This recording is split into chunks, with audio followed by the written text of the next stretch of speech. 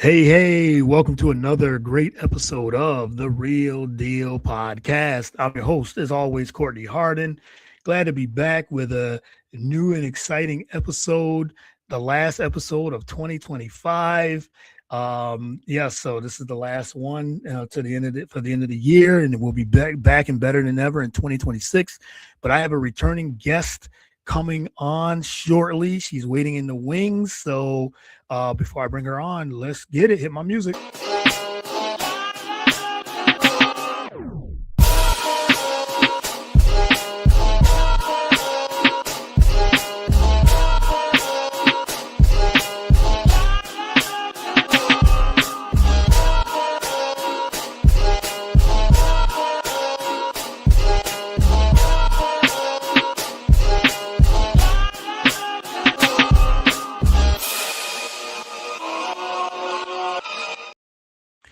All right. Once again, welcome to another great episode of the Real Deal Podcast. I'm your host, as always, Courtney Harden. Glad to be back with a new episode. This is episode 301. Again, last episode of the 2025 year. And like I said, looking forward to 2026, bigger and better than ever, as always. But before I bring my final guest of 2025, you can follow the show on all the podcast platforms, Spotify, Apple. We're also on YouTube, BS3 Network, BS3TVLive.com, BS3 Network Roku channel, iHeartRadio, wherever you consume podcasts, we are there. And you can follow me on all the social platforms, LinkedIn, Blue Sky, TikTok, Facebook, Instagram, Twitter. I think that's all of them. Yes, I believe that's all of them. There's so many of them now. And I'm active on a few of those, so you guys can follow me. I Get the Real Deal or Courtney Harden, The Real Deal with Courtney Harden. So let me bring in my returning guest for episode 301. Had a really wonderful time with her the last time we did this sometime earlier this year, and it was only right to bring her back. She is a writer, reporter for basketball at CBS Sports. So let me bring in Isabel Gonzalez. Welcome back to the show. Really appreciate it. Thank you so much for inviting me back. Yeah, absolutely. Like I said, it's good to catch up. Want to catch up with you, and we had such a great conversation. And the last time, got to know you a little bit and connect. So I said I gotta get Isabel back on the show before the year, before the 2025 year ends. So looking forward to having you back on. So really appreciate it. Oh, thank you. And I guess we hit it off so well. We're matching today. Yeah, and look, yes, and we got the same almost colors on. We got the blue. We had the blue memo, and we did not plan this, but it's it's funny that we were matching. So we had, like I said, such a good time, and now we're matching colors with our shirts and everything too. But how's everything with you? How's everything been since the last time we talked? Like now we got the basketball, college basketball has started, or now it's like really in the heart of it as well for the first couple of months. But how's everything been with you over the last few months? Everything's been good. I love college basketball season. I'm busy year round. Yeah. Some things you go to. I went to Overtime Select during the summer. So that was really fun. I helped out with some WNBA stuff. I watched obviously a lot of NBA, but I love college basketball. It's just so crazy and unpredictable that I think that's what makes it fun. And I take the lead for college basketball, for women's basketball. Yep. So I watch a lot of men's too, of course, but with the women's, I'm just so locked in because I have to be. There's so many teams, so many great players, so many storylines. So it's a really exciting time for me, and it's about to be Christmas, so that's also going to be nice to slow down a little bit with it, but everything's been great. That's good. That's good. Yes, I know that you say you cover basketball. I know you love basketball itself, and not just, they said, the pro, but also they said WNBA. But you are definitely one of the best writers when it comes to the college basketball scene and college basketball women's especially. And I read a lot of your articles, most of them, and everything too. So I was like, yeah, we got to catch up. And with the season's been very good. So what's your so we'll start there. We'll start with the women's college basketball season. What has been a couple storylines that you've been keying on or eyeing on, or what's been some of the headlines that you're looking forward to seeing what happens in the next 3 to 4 months upcoming to March Madness? So I think what a lot of people are talking about are, and for good reason, UConn and Texas, and Mm, who should yeah. have that number one spot. Yes. And I feel like at this point in the season, predictions and like rankings are never going to be perfect. Right. To me, I still have UConn at number one in my preseason predictions. We Yep. had to make bold predictions, and for me, it was UConn going undefeated. And that was because I saw what they did last year. Of course, they don't have Paige Beckers anymore, but I just really liked who they returned, the people who they added, and I just really believed in Sarah Strong taking an even bigger step from her freshman year and AC Yeah. Fudd working on defense. So for me, they are still number one because if you won the national championship and your key players got better, minus Paige Beckers who's gone, and you're so deep. Like this is their first year; they don't have a bunch of injuries. So to me, that's scary. Look at what UConn has done when they have a very small roster. So now that they're Right. pretty deep, that's terrifying. So I also do love what Texas is doing though, and I remember last year during the NCAA tournament, everybody was like they're not going to make it far because they don't have 3-point shooting, but they pulled off some wins that people didn't think they were going to pull. Yeah. And a lot of it had to do with defense. I think they did have some potential offense, but that potential didn't really come out till this year. And they added some pieces there, like some shooters. But I really love what like Jordan Lee has been doing, just stepping into a bigger role as a more consistent shooter for the team. And you have Rory Harmon, you have Madison Booker. This is a pretty dangerous team now that they made it to the Final Four without a shooter. It was mostly defense, Yep. and now they actually have offense too. Like that's terrifying for any opponent. And I just think both teams are amazing. It's gonna be so hard to decide. I can see why some people think Texas should be number one because of their resume wins, but I don't know. Just they're great teams to watch right now. Yes, I agree. I think that is the biggest storyline. I 100% agree with everything you said with UConn and Texas, and I think it comes down to those two teams so far. But UConn, I agree with that. UConn should be number one until someone beats them. And until then, like I said, they're the national champions. Yes, they lost an all world player in Paige Beckers, but Easy Fudd and Sarah Strong. Doing what they do, doing what they've done, and even stepping up even more. The scary thing about Sarah Strong is how much better she can still continue to get, as you said, keep stepping up as a sophomore. Yeah. And they had that incredible freshman run. And they said UConn, healthy UConn is a dangerous UConn. And they're deep, as you said, at a lot of positions. And and then Easy Fudd, the great shooter that she is, continues to get better and better and better herself. And if she stays healthy, they're even more dangerous. So I do like UConn, they said, as number one until someone beats them. Yeah, and I think a lot of people on that team deserve credit, not just those Mm-hmm. two, but like KK Arnold stepping up at point guard. Yes. Yep. Um, and I think Gino talked about it. She was one of the players who was a starter when they were not the players. Then she went back on the bench, and now Yep. she's back in the starting lineup. So I just think, like even with Texas right now, like they're kind of shorthanded.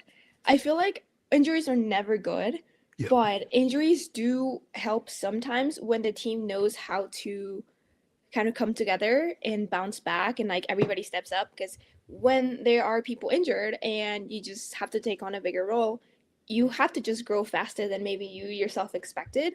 And then when the other players come back, the whole team's a lot stronger. And I Yeah. feel like that's what we saw from UConn.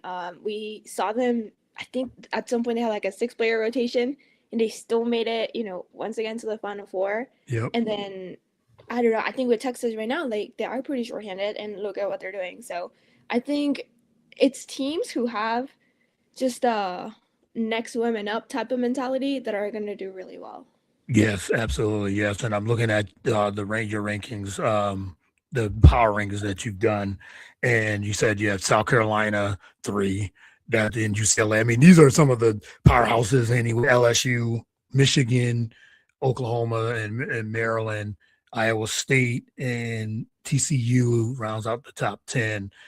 Any surprises for you? I know you have Iowa State keeps rising after statement Yeah. win. That was updated. This was last week over Iowa. But any surprises there? You said you got a lot of the powerhouses that are usually the top contenders, and they were some of the preseason favorites as well. Yeah, so I mean, not really a surprise, but I guess just it's good to see. I think Iowa State had a lot of big expectations. My dogs are barking. Sorry if you can Yeah, hear so yeah, he's trying to get in there, trying that. to get Little involved Yorkie. too. Yeah. Yes. They won their 5 minutes of fame. So last year, Iowa State had a lot of potential. They kind of underperformed, in the NCAA tournament. So it was going to be about how they bounce back, because if you had all these expectations, this talent, and you didn't make it that far, that could either crush you or motivate you for the next season. And I Right. think that motivated them. And honestly, like Addie Crooks is one of the top candidates for Player of the Year right now. Yeah. And I think that's been awesome to see for her, because one, she always seems like such a happy, like good vibes type of person. Yeah. But just the way she plays, I think she's always so humble. Like you can see it kind of like on the court, but just mostly off the court when she talks to her teammates. Um, but just everything she does, she's so efficient, and like she can get obviously inside the paint. Like she knows how to move her feet. She has a high Yeah. basketball IQ, but she can also do like fadeaways when she needs to. I just love the effort I see from her, and it's not a surprise, but I feel like we didn't talk about her that much during Yeah. preseason because of what happened last season. So that's one of the things that I think has been fun to see during this early in the season. Yeah, for sure. And then you're right. I think the top 10 is still like there's gonna definitely be some moving parts when it comes down really to it with some of these teams. We talked about Texas and UConn. Any of those other teams you think could be, and I'm sure there's quite a bit, few of them, but any teams in your eyes so far in this first, say, quarter of the season that could really contend with Texas and UConn? Well, it's hard to go against Don Staley. Yes. I feel like that's an easy pick just because it's Don Yeah. Staley. Right. And if you see her, like in Las Vegas, I went to the Players Era Championship, and Yep. she was not upset about losing, because she said this is a good opportunity. In November, it's totally okay to have a loss like that. And the team, I feel like South Carolina is very strong, and we haven't really seen them reach their full potential, to be honest, Mhm. because sometimes they struggle with offense, which is in a way interesting, since everybody assumed Tanaya Latson joins the team, who led the nation in scoring last season, but then it's not like South Carolina is like the offensive powerhouse right now. But Right. people have to understand it's a different system. Latson's not going to be doing the same thing she did at her former school, because South Carolina plays a different style. Yep. I still think their defense is really good. I think their offense sometimes gets a little stagnant, and that's what gets them. But that's what I mean. Like later on, if they are able to find a better rhythm, just more consistency, I think that's gonna go really well for them. And again, just Don Staley's a great coach. And then another usual suspect being LSU.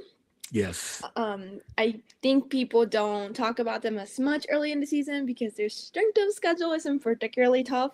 Mm. But if you see what they've done, even against not so highly ranked opponents, I still feel like they're gelling really well. And you have, of course, the leadership of Flajay Johnson. And you have even a player like Malaysia Fulwiley, who's not even a starter, but she can Right. spark like that offense from the bench. That's just another team that come conference play, they're going to be so dangerous. Like right now, we're going to be starting to see more like tough opponents in their Yep. schedule, and it's going to be fun to really see them be tested. Yes, absolutely. And I think you're right. I think that the top five teams, I think they've separated themselves, but you said UConn, Texas, South Carolina, UCLA, LSU. I think those are the five. But you said now with conference play coming in, we get to see now where teams stand, and coaching does go a long way. You said you talked about Dawn Staley. She always will have South Carolina, but South Carolina over the last couple of seasons, offense you would get stagnant, but they always relied on that their defense and also the coaching, the elite coaching as well. But what's your thoughts on UCLA so far? They're what 9-1, I believe. And but what do you think of them, and how far, in your opinion, as of now, how far can they go?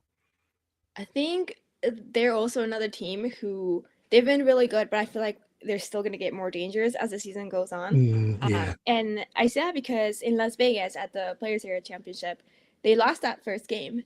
And Corey Close was talking about how the team had a team meeting, players only meeting.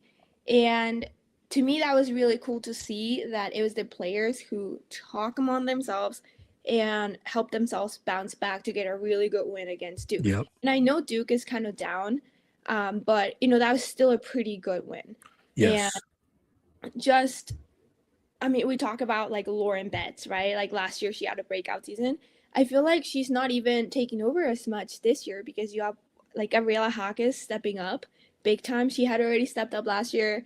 I love that she's been consistent, and this is almost like another breakout season for her. Yeah. And when Sienna Betts comes back, which should be pretty soon, could even be like tonight, that's going to be awesome to add more depth there.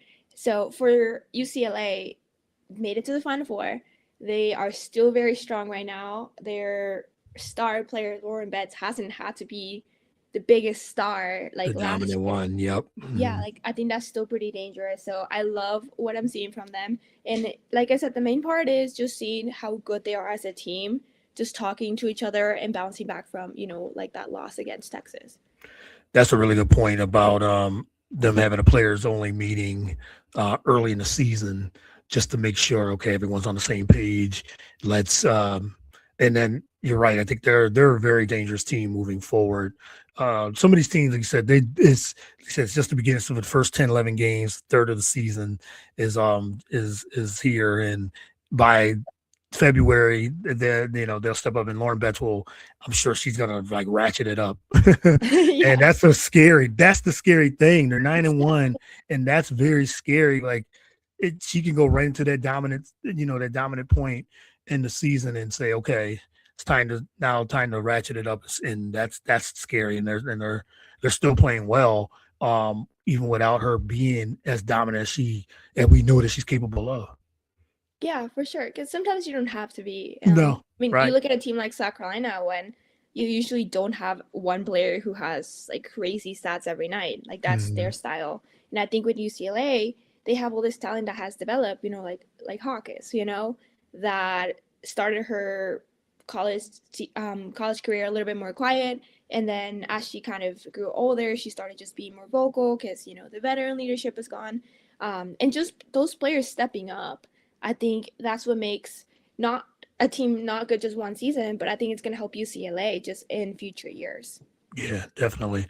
Yeah, another thing was the conference. There's a conference supremacy. But the Big Ten has 9 teams in the poll right now. It's like they're just the Big Ten just seems to be such dominant. SEC was with 8. So what do you think of that? The whole Big Ten having so many teams in this top 25. Just how big, how really good and deep this conference is. I feel like, of course, those two conferences are always very dominant.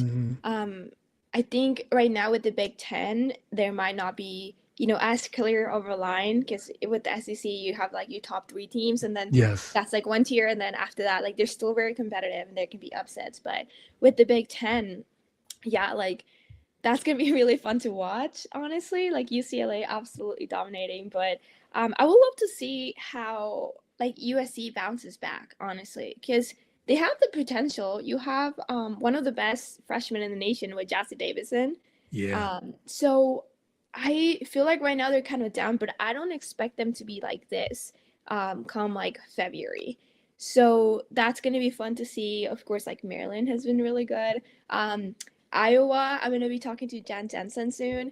That's a team that like it's been so surprising. They during the Caitlin Clark era, of course, we talked about like the offense. How many points is Caitlin going to score? Yes. But right now, I've been so impressed with other things they do, like rebounding. Like Jan Jensen was like rebounds are possessions, and the team has been embracing that effort. Like to me, rebounds are effort? Are you really fighting to get the ball back?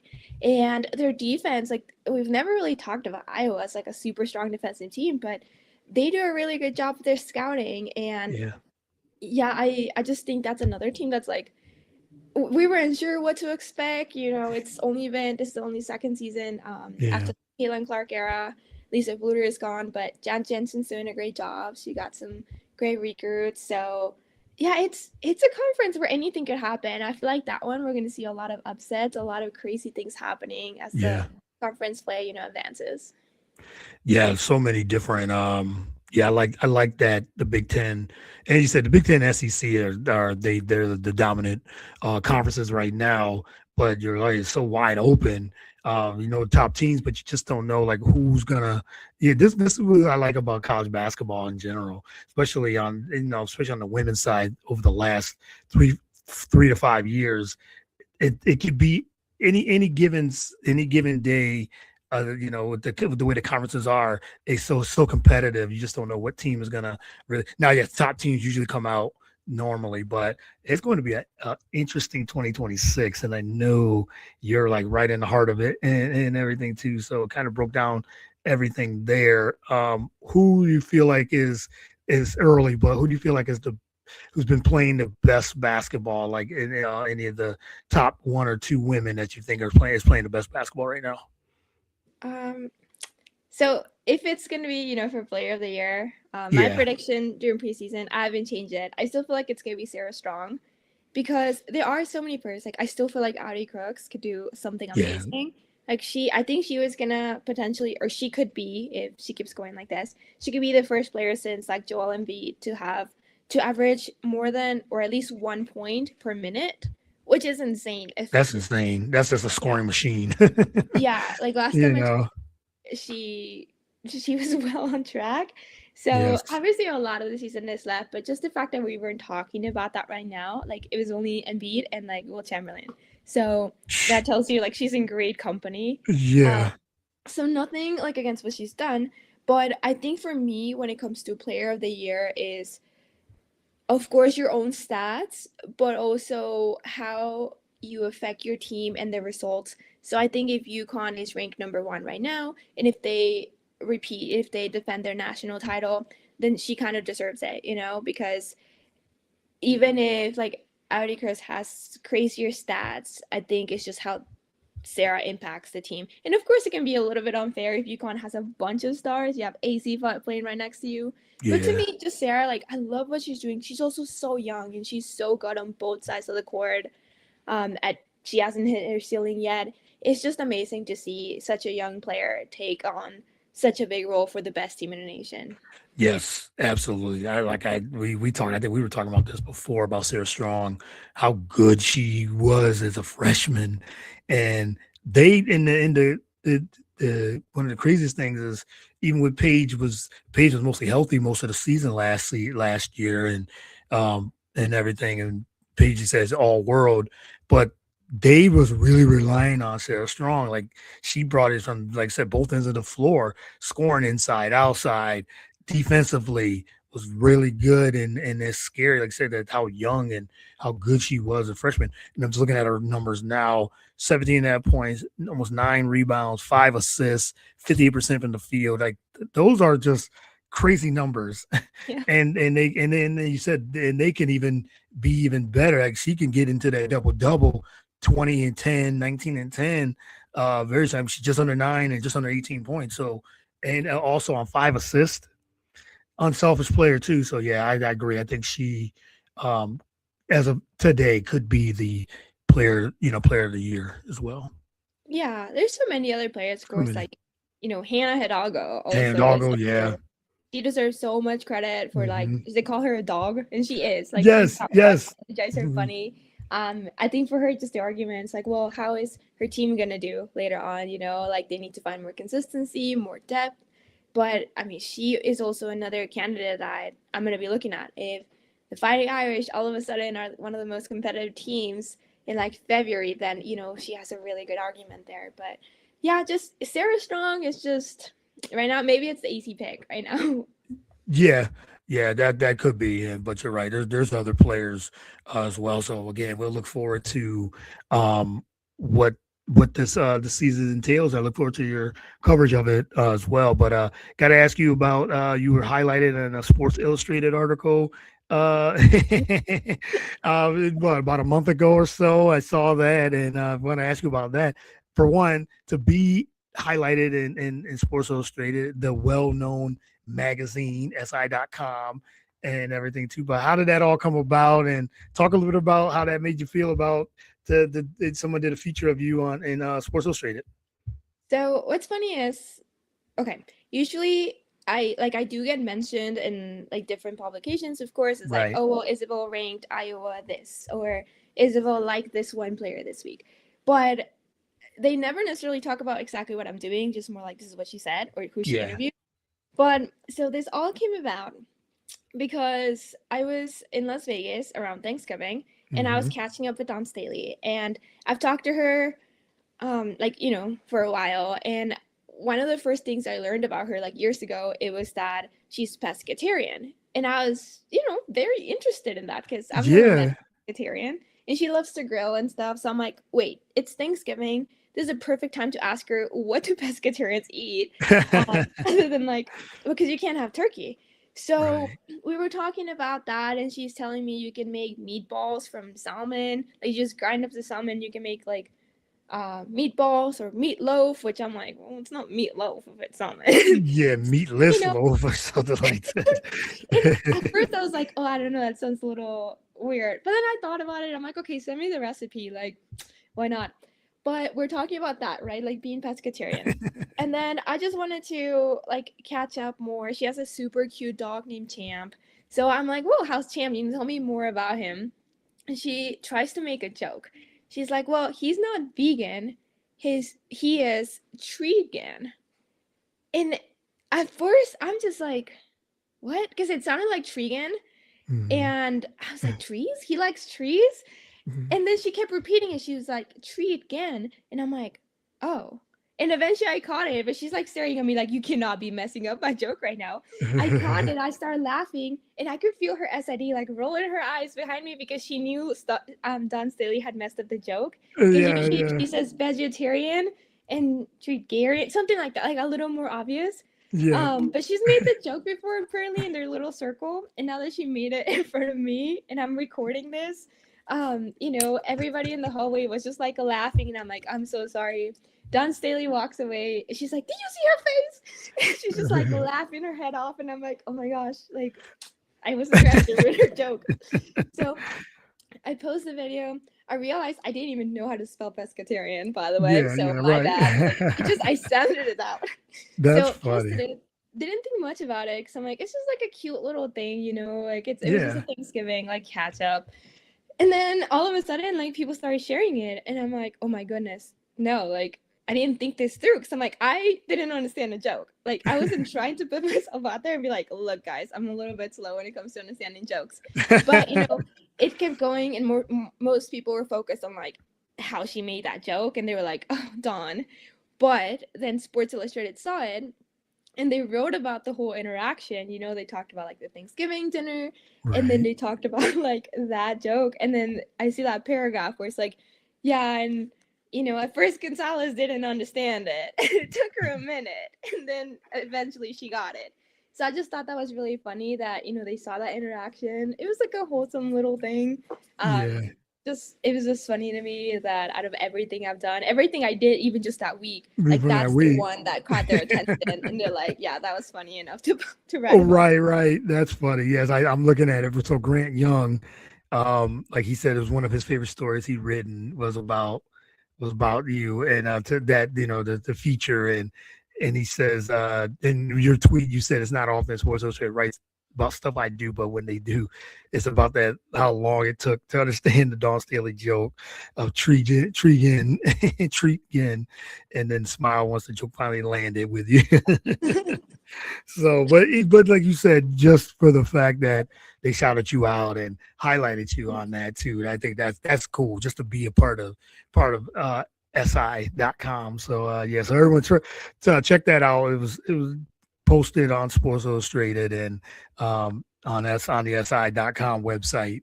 But that is funny. But again, interaction with someone like Dawn Staley, you get those opportunities to do that and get a joke with her too. So I know that was such I'm sure a cool moment. Oh yeah, and I love those interactions with coaches because when you notice when you work in sports media is that obviously you don't have a ton of opportunities to see these coaches all the Right. time if you are national or if you're from a different part of the country. And I'm national, so it's not like I'm at South Carolina all the time. I don't see Don Staley every week like the South Carolina reporters. But every time I see them, I mean, yes, I try to talk to them and ask them questions about the team and whatever's going on. But I feel like sometimes you just have to talk to them like people and you want Yes. to get to know them and like you kind of want to make an impression to like show like hey you can trust me, like I'm not always going to be bugging you about like your rebounding. Sometimes I'm going to just ask you about your cute dog. And I've done that before with I think it was last year, maybe it was the Final Four, and I've talked to Gino Orama before, but like again I don't talk to him very often, but he's really cool, he's an awesome guy. And I see him walking around, and I remember there was someone next to me, and she's like, "Hey, there's Gino."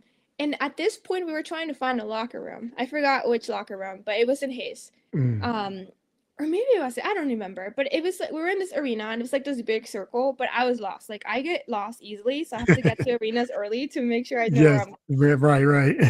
So at this point, we're like looking for places, right? Like a specific place. And we had like 5 minutes to get there. So she's like, "Oh, there's Gino." And I'm like, "Oh, good." I'm like, "Hey." And then she pulls out her phone because she's like, "Oh, she's going to ask him a question." I'm like, "Do you know where this locker room is?" And he's like, "Yeah, it's a big circle, just go that way." I'm like, "Okay, cool, thanks." And she laughs. She's like, "You had Gino in front of you. You could have gotten a one-on-one. And the one thing you choose to ask him is where his locker room is." And I'm like, "Well, I needed directions. So I saw him again like 20 minutes later. Walking by, he looks at me. I look at him. I'm like, "I found it. Don't worry." And like again, she had pulled out her phone because she's like, "Oh, she's gonna like follow us up. Like, she's gonna ask a question." Like, no. I was just like, "No, I found it." And he's like laughing. He's like, "Oh, good. I'm glad you found it. I told you it's a big circle." So little things like that don't mean anything, and that's not gonna help you with any content. I feel like Yeah. those are the best because then one, they're people, and two, like you're also a person. Like I'm not Right. just ask questions. Like I'm there to exist too. So yeah, it was, things like that are really funny. And then they get to know you a little more and they just, I don't know, you stick more in their minds. Like Vic Schaefer's another one. We share a birthday. So Mm. I always tell him like we're birthday twins. Yeah. Um, so Yeah. when I have conversations with him, sometimes it's about fishing. He loves fishing. He goes in the water, he sees sharks. Um, he told me about like his mom's Thanksgiving recipe. So little things like that to me, one is like a good thing to show fans, like, hey, look, like Big Schaefer is more than just this coach. Yep. He's also a fisherman. He's also a family man. And I think it gives the fans good insight, but also just it builds a relationship, it builds trust. So then when I have more questions about what's going on the team, then I can answer them better. Yeah, I think that's a really good point. Like you said, you look at them as human, like human. They're human people. They're humanizing them, not just you said as a coach or an executive or even the players. And I think they respect that part of media when we ask them about certain things. You said Don Staley's dog, or Gino Rima trying to is helping you try to get around in the stadium, but things like that because they can, we kind of look at them as like, oh, they're coaching and they're serious and things like that. But again, it's that human side, the human element. And I remember the last conversation we had, you said that when you do your features and your stories, you try to find that human element of the whoever you're interviewing or whoever you're doing a story on. You find a human element of it first, and then it makes it much easier to talk about the X's and O's. Like you said, yes, they can talk about that all day, but they look forward to, I think a lot of people look forward to having that human interaction of we're people too, not robots. We're people too, and we can and you get seem like you get I'm sure you get better sound bites, you get better content when you're able to talk about other things besides just the game and them and their coaching philosophies. Yeah, for sure. Like you do get better sound bites, but I think a lot of the time you just have to be genuine because you Yeah, can yeah, tell. Like genuine. you Yeah. see some people who just approach them and they're kind of like, hey, like you can see they're trying to get something out of like Right. either the SID or like the coaches. But I feel like if you generally care and you remember little things about them because you care, not just because you're trying to use it, Hmm. I think that's really helpful. And a lot of it also just comes from like watching like what's happening. Yep. So in Las Vegas, of course, Texas did so well. But I noticed after Rory Harmon hit like the winning shot, the first player that went to run to her and she was like holding her, it was Madison Booker. And then after the game, both of them shared a moment. They hugged each other, they were really emotional, they were talking to each other. So I asked them about it. I'm like, hey, I noticed you had this little moment. Like you had it twice. So just wondering why you guys chose each other because there were a bunch of other teammates around. Yeah. So I was like, well, what do you guys talk about? Like what was that about? And they gave really amazing answers. Like it was so emotional, just their journey together. Even Vic Schaefer was in the middle of them, and I think he got a little emotional. And I just love hearing that story behind that moment. Like, it's a hug. Like people will look at it, it's like, okay, teammates hug. What's the big deal? But to me, it's a big deal because like there was a reason she picked that same player to celebrate with twice. Yeah. And it's things like that where like sometimes I see like Kim Mulkey always, does the handshake and talks to players. And sometimes she takes a little longer with certain players. So I ask her like, oh, why did you decide to talk to those three players, a little longer? Like I noticed you linger there. So I always ask about little interactions I notice because it's a good insight on what's really happening in the locker room, outside of the locker Yeah. room. And I just think those are so important. Anybody can watch a game, honestly. Like you can pull up the stats. A lot of people are really good at knowing what's going on in the basketball game. I'm not necessarily the best X's and O's person. Like I have coworkers who are so much better. Right. I still understand the game, but to me, it's like if you can watch it and you see what's going on, you can read it in the stat sheet. That's great, but why would I talk about the same thing that you can already find out yourself? Maybe I help people out more, like the audience and fans, if I give them kind of like the context from that, like the Yeah. backstory. So for me, that's how I approach my job. Absolutely, and you do a fantastic job, and you go beyond the box scores, beyond the scoring and the stats. It's outside of that. You give, like I said, give context to that with outside of that, like maybe I already said that what goes on inside the locker room, and or even outside of that, you bring a different perspective. When I like that when I'm reading different articles and different content, you like said beyond the box score, because you said anybody can pull up a score and say, oh, Madison Booker scored 35 points and they won. Like, okay, yes, one of the best players in the country scores 35 points and they win, they dominate. Okay, we get that, but what about somebody else? What about this? Why did they embrace, as you said, why did Kim Mulkey takes time and connect with certain players more, and you go on that inside, you get that inside look of what's going on in the team dynamics too. I think that's wonderful as well. Just got a couple more before I let you go. Wanted to ask you, what are your plans for 2026? Like anything you can announce, what you're working on, anything you got coming up within these next couple of weeks in December and moving forward to 2026?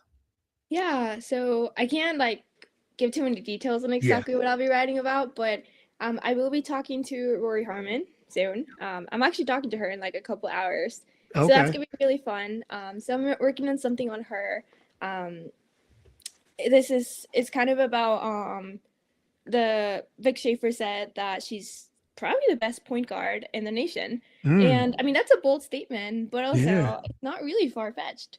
So I'm kind of like exploring that with her. I already like asked Vic Schaefer about it. So that one's one that I'm pretty excited about and should be Okay. coming out soon because we have a game on CBS Sports Network this weekend. Texas is going to be playing. So, we thought that was a cool way to kind of catch everybody up. Not that anybody needs to catch up on Texas, but yes, to give Yes. like some Texas content before that. And like I mentioned, I'm going to be talking to Jan Jensen soon and just Yep. catching up with her. Yes, like I've already written about Iowa and what makes them good this season, but I want to talk to her more about like her journey so far.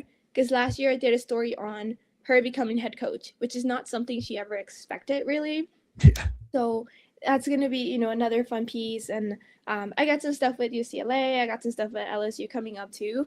I think, just like a teaser, I'm gonna be doing something really fun with LSU in Mm, January. okay. So yeah, like just keep an eye on that. But right now, it's been a lot of power rankings and all kinds of rankings, all kind of analysis. But right now, I'm picking up more with the features now that the season's kind of settling in. Yeah. And those are my favorites. So look for more features right now. Okay. Well, I'm looking forward to those features.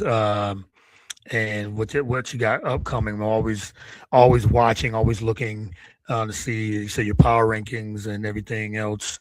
What's been coming up. So I'm looking forward to all those things, and hopefully we got to do this again. Like I said, we talked like this before, like 40 minutes, 45 an hour, whatever it was Yeah. last time. So I know we can. I know you got some things coming up, so I want to give you have your time so you can prep for your interview and things like that. So, any final words you want to say, or where people can follow you, all those things, anything?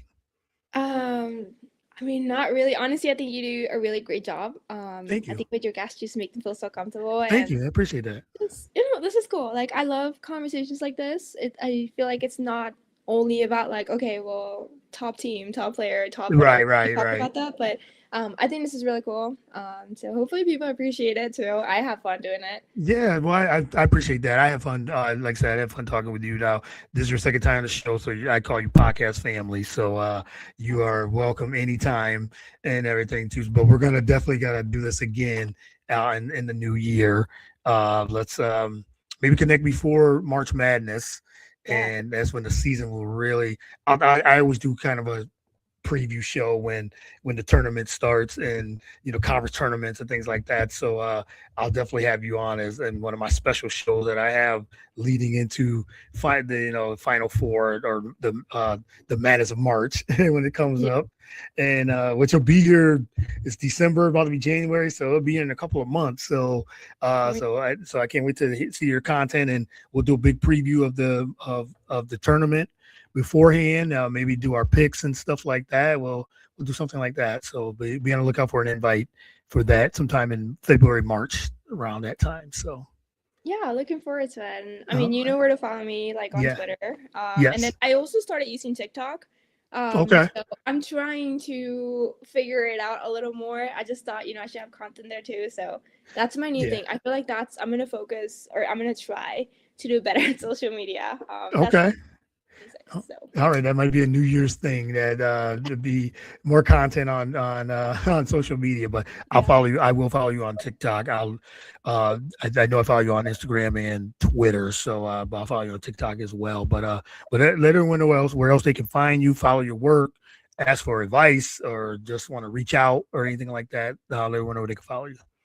Yeah. So don't reach out to me on LinkedIn because I'm so bad at checking it. Please reach out on like Twitter. Like I will read that. Maybe like Yeah. Instagram. You can follow me on TikTok. But yeah, my Twitter is C Isabel G.